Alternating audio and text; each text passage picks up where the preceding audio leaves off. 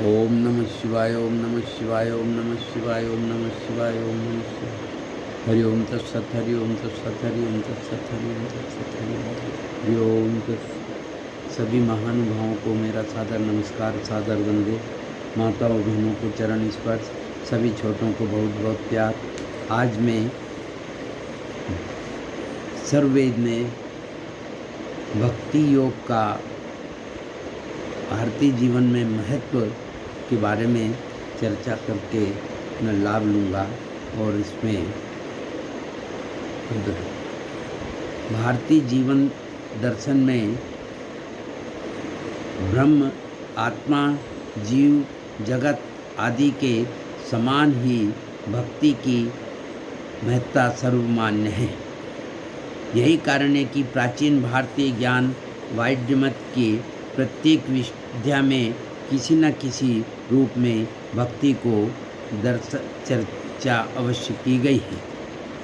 इसी के फलस्वरूप भक्ति कोई नई अवधारणा नहीं है। प्रत्येक मनुष्य भक्त होता है।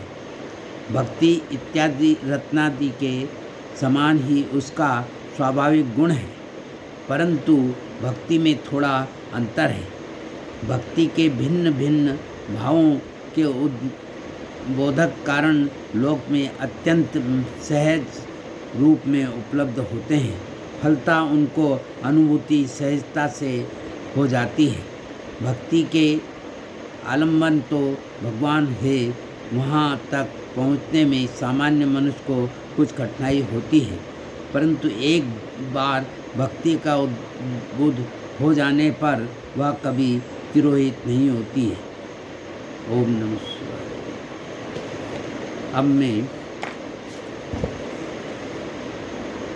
विहंगम योग का प्रधान सर्वग्रंथ सर्ववेद का जीवन में आचरण मनुष्य को महान बनाता है। सर्ववेद विहंगम योग का प्राण है, मूल तत्व है। यह विश्व का अद्वितीय आध्यात्मिक सद्ग्रंथ है। सर्ववेद बौद्धिक विवेचन अथवा पुस्तकीय ज्ञान के आधार पर नहीं, चेतन योग समाधि की अवस्था में प्राप्त प्रत्यक्ष आध्यात्मिक अनुभवों का संकलन है। इसमें किसी अन्य ग्रंथ का संदर्भ नहीं लिया गया है। इस ग्रंथ में हम अनुभूति एवं अभिव्यक्ति का अद्भुत सामंजस्य पाते हैं। इस महाग्रंथ में परमाणु से परमात्मा तक के समस्त बाह्य तत्व ज्ञान एवं आभ्यंतर भेद साधन को सरल हिंदी भाषा में दोहों के रूप में अनावृत किया गया है। इन दिव्य दोहों का भावपूर्ण श्रवण मात्र से आत्मा के शुभ संस्कार जागृत हो जाते हैं और चेतना ऊर्ध्वमुख होने लगती है। शरीर में थर्राहट हो जाती है।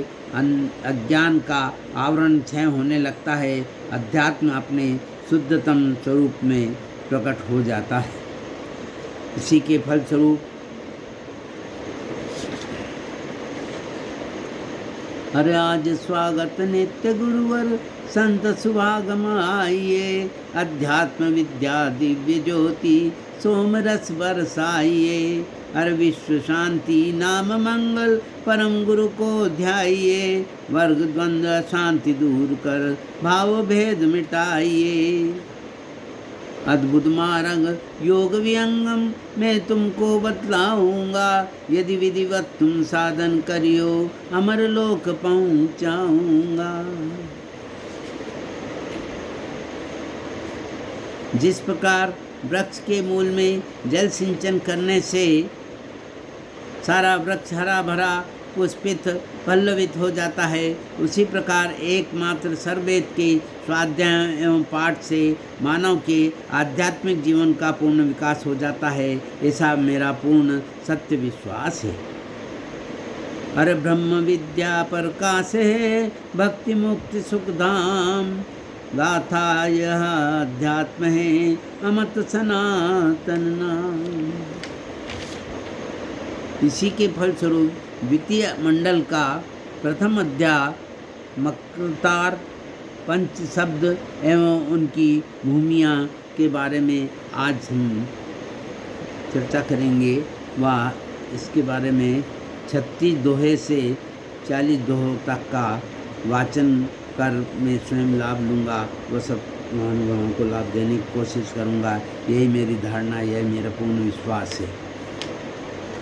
हरे अनुभव गामी पड़त चढ़त है, सूक्ष्म पंथ पर यह झुलस ढिंडोला प्रेम का पहुँचे अपने गे।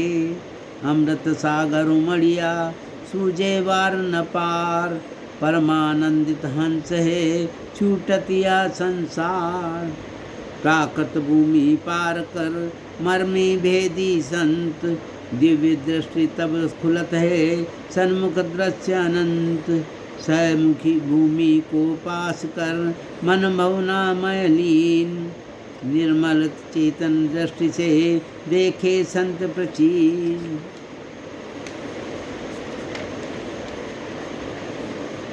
हर दिव्य दृष्टि के खुलते शीतल विमल पर प्रकाश, जगमग जगमग हो रहा शोभा पुरुष प्रकाश।